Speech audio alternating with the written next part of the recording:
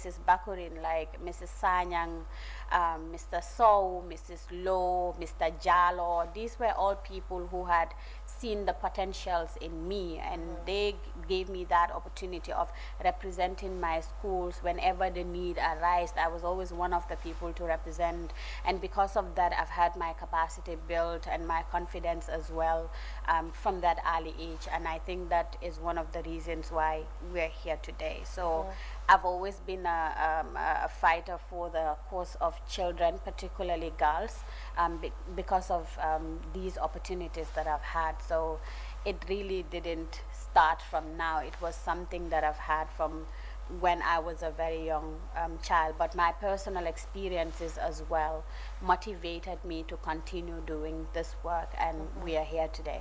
Okay. Okay, so about your personal experiences, we all know since the age of 9, you were very persistent, and you were advocating for young girls and, you know, their rights. And then you was married at the age of 14, so obviously your childhood again was like robbed, because you were just about getting into your 15, 16, and then you're married. And then unfortunately you were widowed by the age of 21. There's another factor as well that's very sensitive and touching, is that you're also a victim of FGM. And I know that dealing with all of those as that young, tender age was a lot. So tell us how you built your resilience, and obviously how did you cope with all of that? I get asked this question a lot, how did you do it? I think for me, being someone who had been fighting for the rights of children, and at age 14 to have been, you know, a victim of those same issues that I was fighting against, issues like harmful traditional practices such as FGM and child marriages, and to have gone through that, the systems failed me in the sense that this was someone who was already doing this work, but yet it happened to her. I've seen instances where very dear people to my heart have been married off, and they ran away to the shelter for protection, and they were returned back to their parents. So the question was, what would happen next? What would I do? I was tempted so many times to run away, but where to? Because I was also equally scared that I would be returned home. Should I run away to these safe spaces, supposed safe spaces for children? So I had to devise a strategy, and what I said, I couldn't get out of the marriage, of course, but I, you know, threatened my family that I would kill myself if they did not allow me to go through school, because education was the most valuable thing for me. I've attached so much importance to education that even sometimes doing chores at home, it's always a fight. But I've never had to be asked to pick up a book, because I attach so much relevance, so much commitment and dedication to it, because I was of the belief that that was the only thing that could change me. And even as I had, when I was married off, I gave up at some point. Why am I fighting? But I woke up one day and asked myself this question: what would be the end result? What would be the consequences of me sitting down? I needed to do something for myself. I did not want to be I didn't want to be associated with the stereotypes of just being someone's wife. I didn't want to just be a mother of someone. I wanted to be an intellectual. I wanted to be a lawyer, and that meant picking myself up and the pieces, because I was robbed of my childhood, really. What does a 14-year-old know at the time? And there have been instances where I didn't go to school because of the fact that my peers were talking about my being married, and as a result of that, I didn't want to go to school because I didn't want to be associated with that. Because I didn't want to be associated with it, I've denied it several times. Oh, I'm not, but I was only 14. What do I really know? So I was able to continue fighting because of these personal experiences, because I don't want to see any girl in this country, any woman, have to go through what I have been through. And to be widowed at 21, and we all know the stereotypes that are also associated with it. You know, like if you're a widow, there are high tendencies of the issue of wife inheritance, which I also equally had to fight against, where your husband passes away, then the brothers or the cousins are asked to remarry you. You're asked to remarry within the family. I did not want that for myself. I wanted much more. I wanted much more for my child, because she lost her father when she was 11 months old. So I was a single mother with no job, third year university. So I still don't know how I did it. I can only give thanks and praise to God, for sure. Yeah. Of course. Yeah. Thank you very much, Musa, for that. I must say, your story is among many, and the fact that you're in Gambia and you're a Gambian and you've endured all of this, that there's practices that still happen till this date, and I know young girls and women out there will learn from your experiences and your story. So thank you. We need to thank you for that. What has been the outcome after using your experience to make a change, or better yet, get the communities that are in charge of encouraging these practices to understand that what they're doing and what they're imposing is actually harmful? Yeah. So Think Young Women uses several approaches when it comes to campaigning for an end to domestic violence, gender-based violence, harmful traditional practices such as female genital mutilation and child marriages. We use the law, for example, as means of sensitizing and bringing an end to the practice.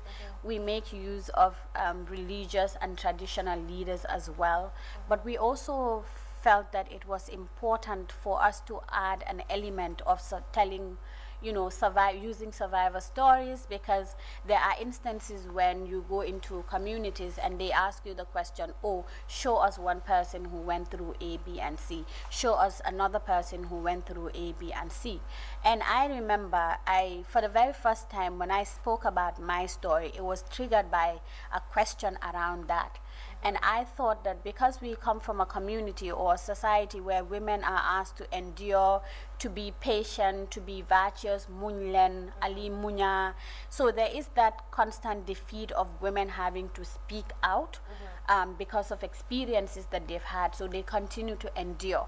So I realized that using my story may make a difference, where I talk about how the experience as a survivor of female genital mutilation, how horrific the night my wedding was to be consummated was, and how difficult it was for me. And I can't also tell you, having my daughter, I was at the SOS clinic for 3 nights. I was there Wednesday and I didn't have a baby until Friday. And I had to even be assisted for that purpose. So those are all consequences, and I still continue to live those consequences. And I thought it was important also for me to use my story so that more women would be encouraged to speak out. When we have safe spaces, for example, they talk about their experiences that they've had, that they for the longest time have not been able to express because they don't want to be labeled, because of these social cultural norms that existed. So I use my story to not just encourage more women and girls to come out and speak against this issue, but also to change the mindsets of communities, and hope to also draw inspirations from people, and also equally inspire them as well. Yeah, that's important, because I believe when you hear stories of the actual, the ones that are advocating for change, when you hear their stories, it encourages you to speak up. And it gives you hope, even if someone hasn't gone through FGM or child marriage, but anything else that they've gone through, like GBV and all of that, then they can feel free to speak up. And so, we have the example of Jaha. She also spoke out about her experience, and now that has inspired young people to actually speak up. So we need more Jahas and Musus. So let's talk about your educational background. How has being a lawyer impacted the change you're yearning for?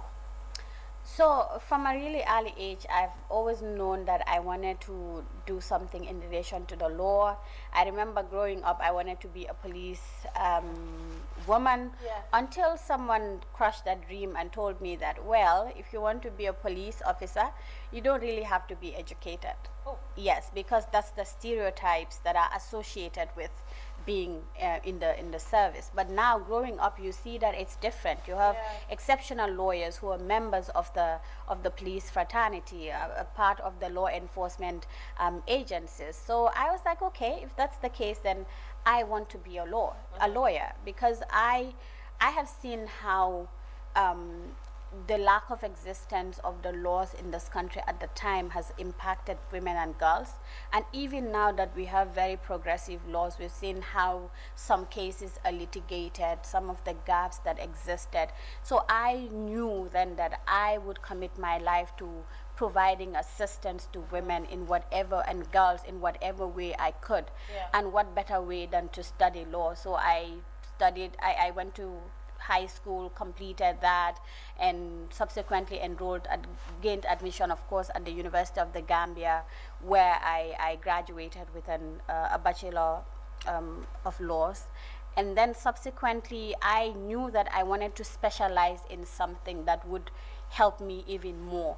And that would also mean learning about the international and regional legal frameworks, that particularly those that are very protective of women and girls. So I applied for the prestigious University of Pretoria, at the Center for Human Rights, for a scholarship in human rights and democratization in Africa. It's a Master of Laws, and I was fortunate enough to get admission and also to get the scholarship, making me the third Gambian to get into that program. The first was Mary Saint Firdaus, the second was Satang Nabane, and I was the Dr. Satang Nabane, and I was fortunate enough to be the third Gambian to enroll into that program.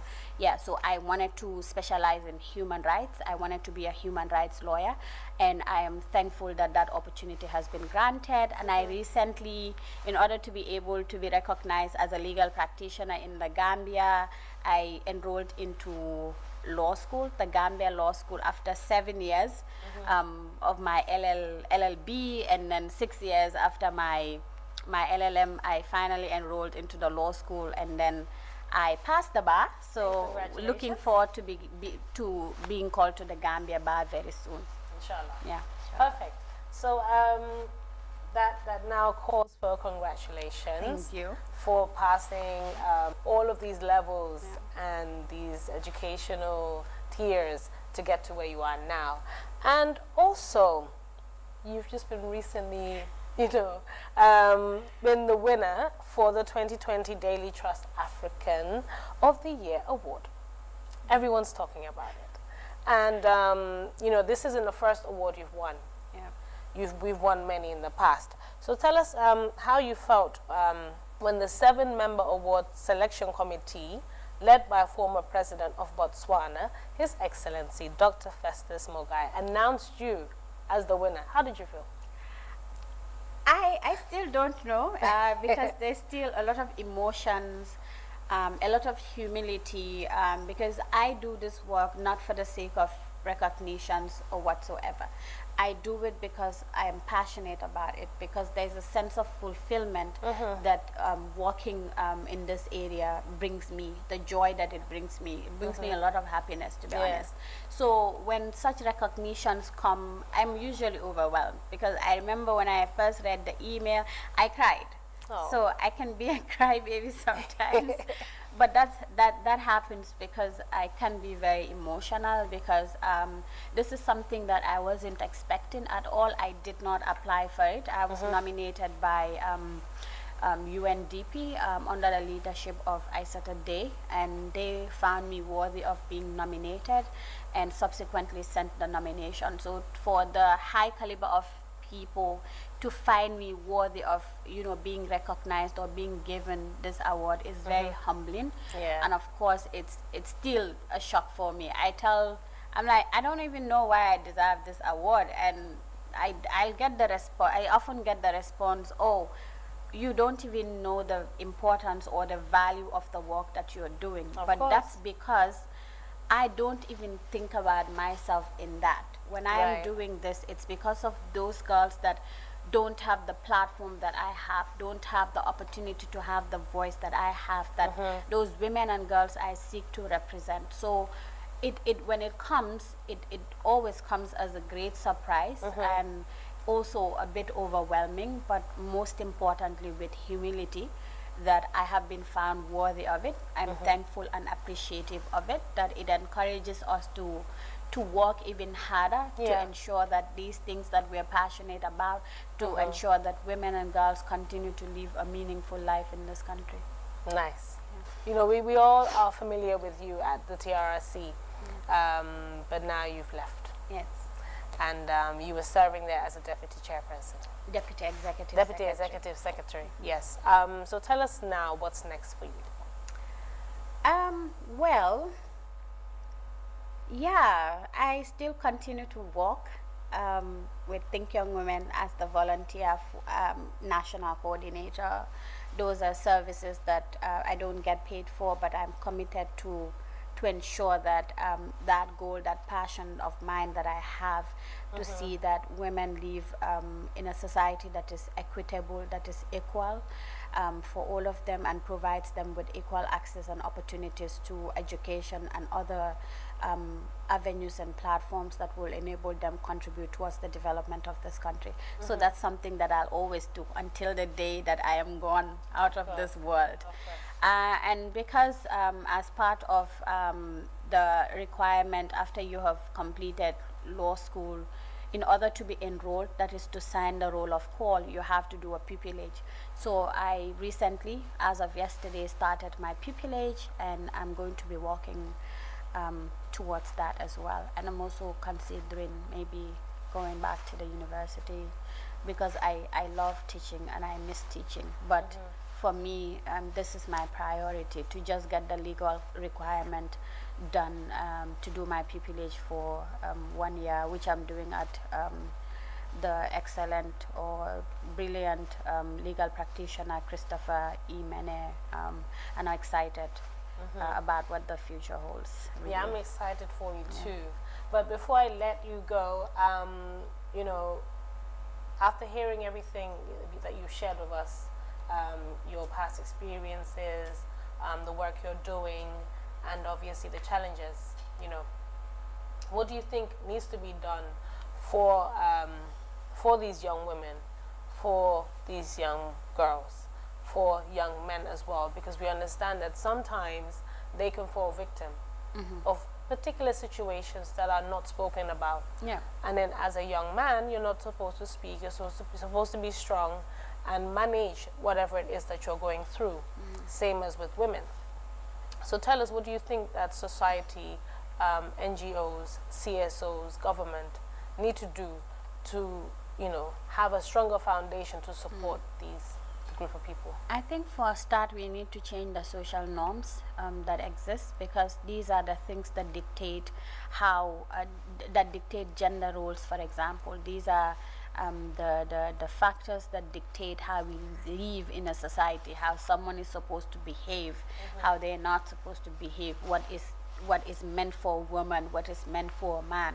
These are all dictated by social norms, and social norms and cultures and traditions vary, and they change over time. I think we need to look at our context right now and see that we no longer live in that society where one gender or one sex is prioritized over the other, or is regarded as the superior gender over the other. We don't live in that kind of society again, and as a result, we must be able to adjust, keep all our good traditions, of course, but then remove those traditions that are prejudicial to the lives of a certain group of individuals. We need to be able to encourage our cultures to be such that they are not discriminatory, that they accommodate every possible member of the society in whatever way possible.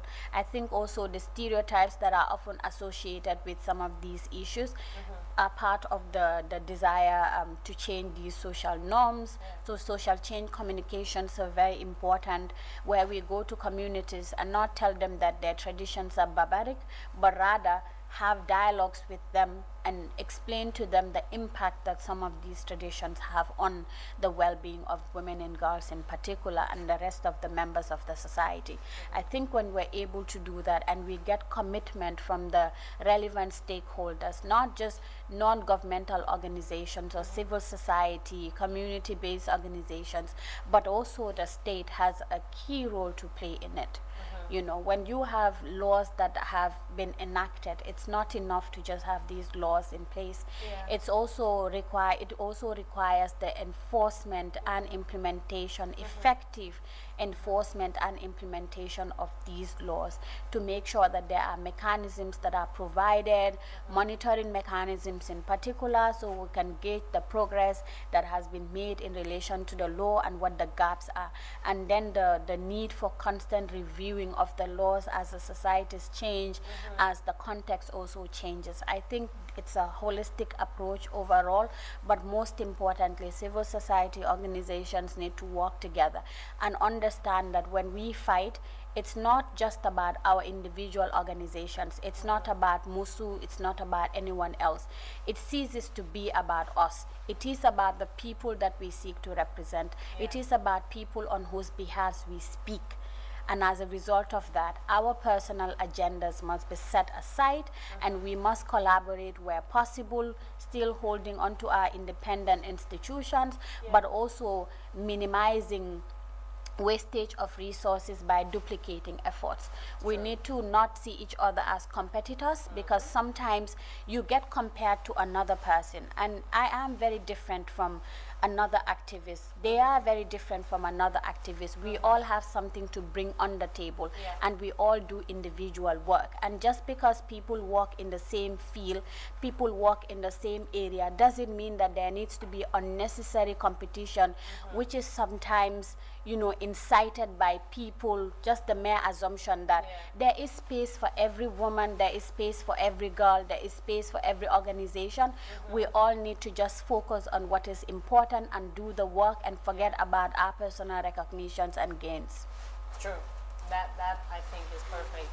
You've actually wrapped up the interview perfectly, because most of the time organizations tend to believe that there's competition when you're all fighting for the same cause, the same goal, but then there's a sort of rivalry, and it always brings a problem. So last question, and my favorite question, is for you to give us your words of wisdom to young people out there in the Gambia and around the world. Such a difficult question. Really? Very tasking. But yeah, I just want young people to understand that we have every right to be on that table, that we don't have to be continued to be spoken for because we don't have the competence. We have so many competent young people, and age has nothing to do with competence. So we have the right to sit on the table, and we must use our voices to make sure that we fight for our agenda and advance our causes. Nobody made a certain gender the custodian of the law or the custodian of power. These are things that have happened because of social norms that had existed. We live in a society right now where we must think differently. We must think about advancing equality and equity. Must treat everybody with respect and treat everybody in a dignified manner. This is not something that would be given to us. It will never be handed to us. We have to fight for it. We have to want it, and we have to be committed to it. We must be passionate about this work that we do, or any other thing that you are interested in. You must have the tenacity, because sometimes you'll come across people who will try to break you down, who will do everything in their power to cover you, but you should not give up. You should just continue to fight, because you're looking at the bigger picture, because you have a desire. I have a vision, together with Think Young Women, to create a new generation of well-informed and enlightened young women leaders.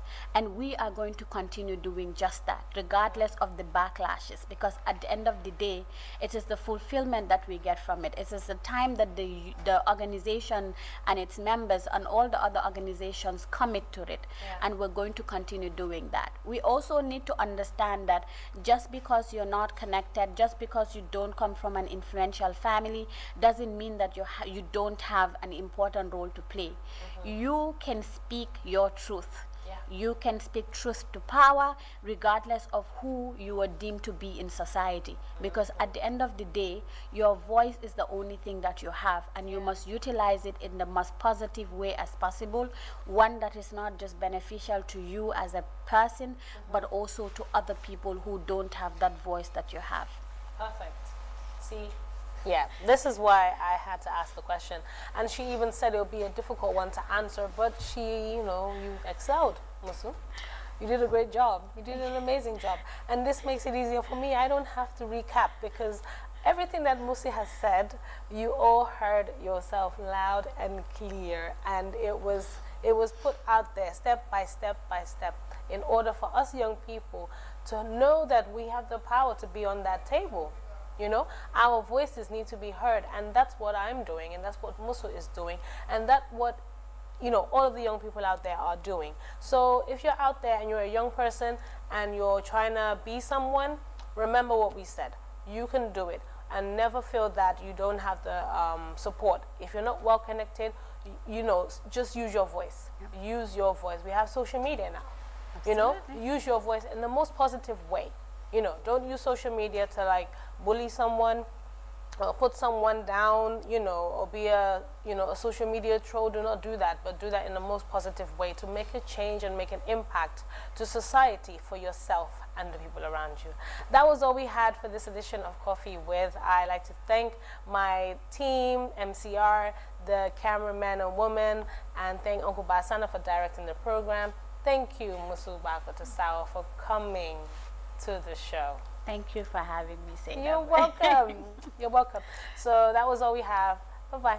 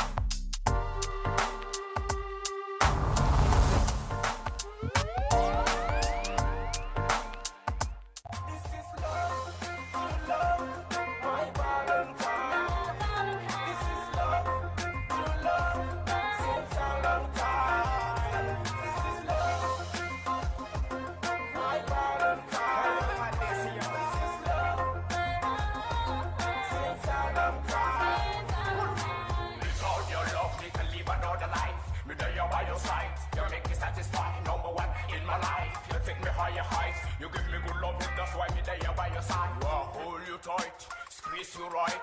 If you more love through the whole night. Me want hold you tight, squeeze you right. If you more love through the whole night. This is love, to love, my Valentine. This is love, to love, since a long time. This is love. Yes.